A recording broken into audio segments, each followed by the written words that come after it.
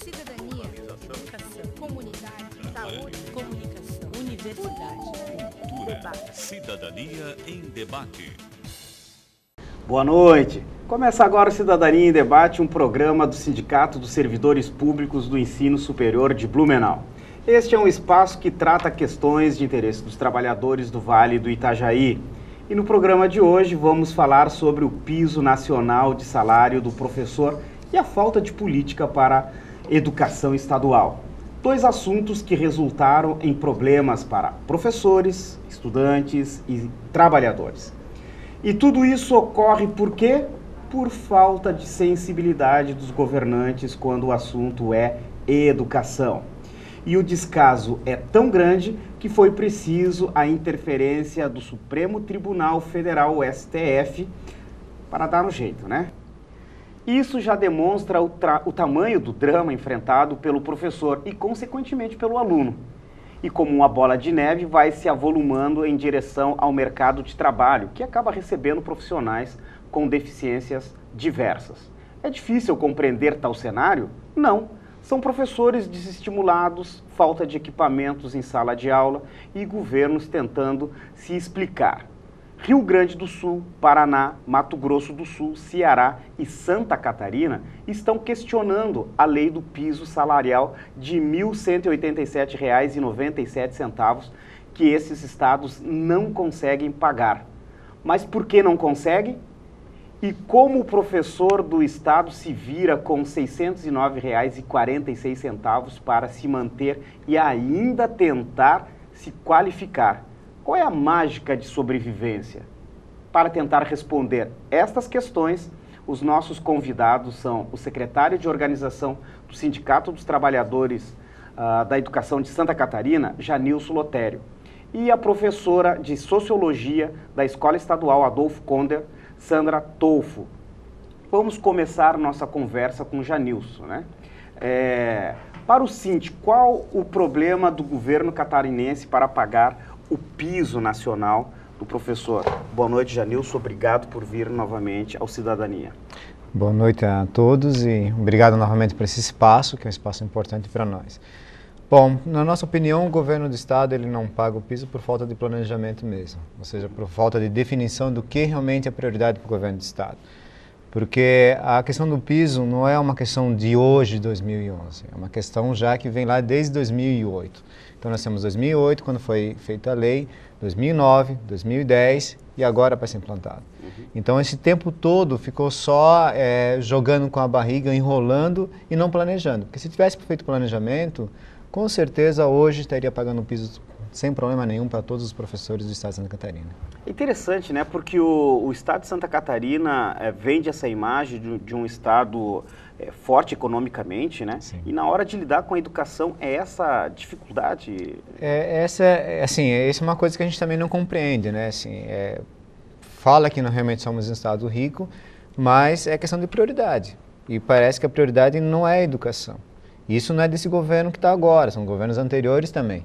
Né? Então vem se arrastando há algum tempo essa questão.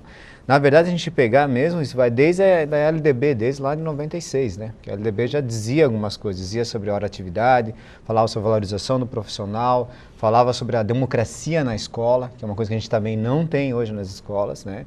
Desde anos assim, eleições diretas para diretor a gente não tem, e várias outras questões que foram passando com o tempo e não foram prioridade. Então, realmente é um contrassenso, né? Quer dizer, você é um estado rico e quem você deveria valorizar para até melhorar a riqueza desse estado, que são os professores, não tem esse benefício, né? Nós temos aqui também a presença da professora Sandra, professora de Sociologia. Boa noite, professora. Obrigado por vir aqui ao Cidadania.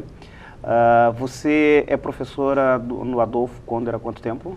Boa noite, Carlos. Boa noite aos telespectadores aqui da TV FURB. Eu estou dando aula no Adolfo Konder a partir desse ano, dia 1º de fevereiro, Carlos, porque eu sou professora CT. Professora CT é um admitido em caráter temporário. Todo final de ano encerra o seu contrato, às vezes até mesmo na metade do ano, porque ele está apenas substituindo um professor que está de licença. Então encerra o seu contrato e ele não sabe se ele vai ser recontratado ou não, e nem para qual escola ele vai no próximo ano com o seu próximo contrato. Então, eu estou no Adolfo Konder este ano. Mas você já é professora há quanto tempo? Trabalha no magistério? Há 2 anos. Há 2 anos? 2 anos. Mesmo sabendo dessa dificuldade que o governo tem em valorizar o professor, né? Sim, mesmo sabendo dessa dificuldade, Carlos, porque o professor, ele gosta de dar aula. Ele é educador por excelência. Você também é professor e sabe disso, que o professor, ele é um educador por excelência. E com esse salário, como o professor se vira, e pior ainda, né, na situação de ACT, né, como essa? É difícil, é bem difícil, Carlos.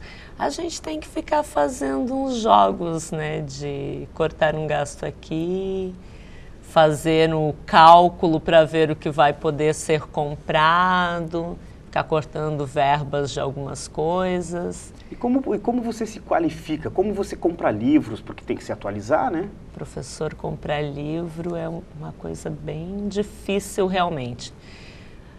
Eu, falando da minha experiência, eu procuro buscar livro no sebo, na internet, porque livros novos é bem difícil de comprar. No Brasil, os livros são muito caros, né? Nós sabemos disso. E com o salário que nós ganhamos como professores, fica complicado.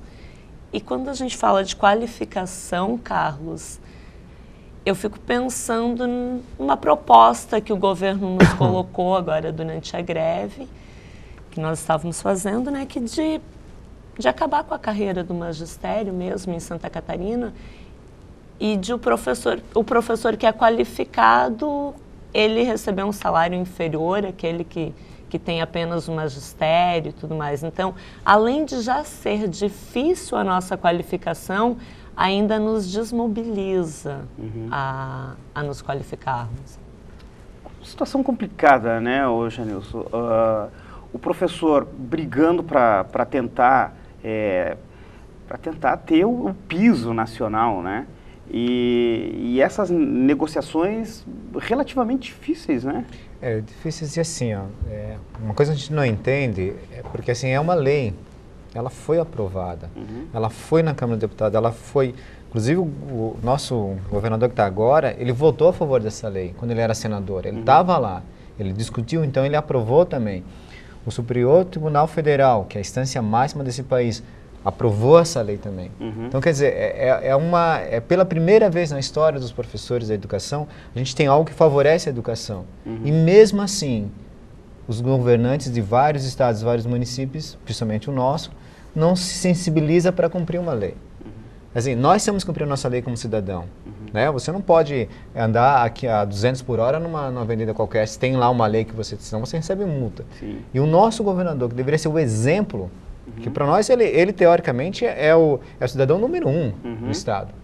Não cumpre a lei. Então é uma coisa assim, muito contraditória e muito triste, entendeu? E aí, assim, ainda bem que os educadores de Santa Catarina são pessoas assim, são guerreiras, são pessoas assim, que sabem a importância que eles têm para a educação.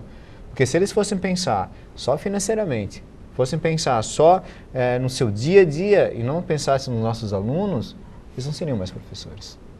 Não seriam. E os professores se mobilizaram, os professores estaduais se mobilizaram e a sociedade sinaliza extremamente favorável à mobilização dos professores, entendendo que esse profissional é muito desvalorizado, né? Assim, a gente conseguiu uma adesão de quase 90% dos professores. São bastante professores. No estado estaria mais ou menos em torno de uns 40, 50 mil professores mobilizados. Do universo de quantos professores? Com os aposentados são em torno de 65 mil, né? Então, assim, os aposentados vêm também, né?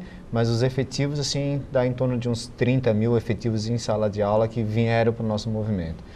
Então é um número muito forte, efetivo e ACTs, é um número muito forte.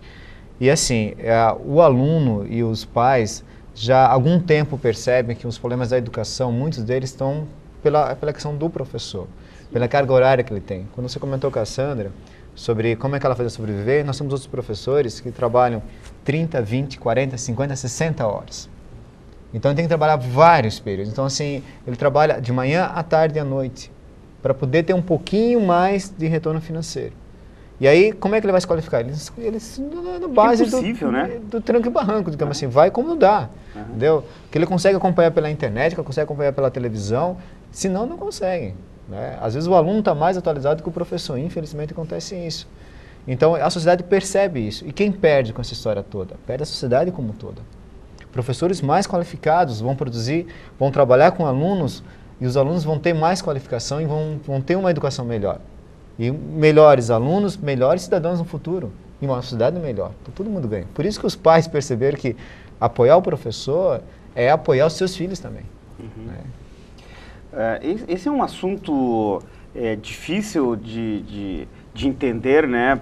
Como ele se desenrola no âmbito governamental, principalmente em Santa Catarina, mas é preciso, a sociedade precisa olhar muito bem para a educação. E é por isso que no Cidadania em Debate de hoje nós estamos tratando dessa questão aí do piso nacional para o professor e que Santa Catarina está tendo uma dificuldade enorme de pagar. A gente volta daqui um pouco para continuar a nossa conversa.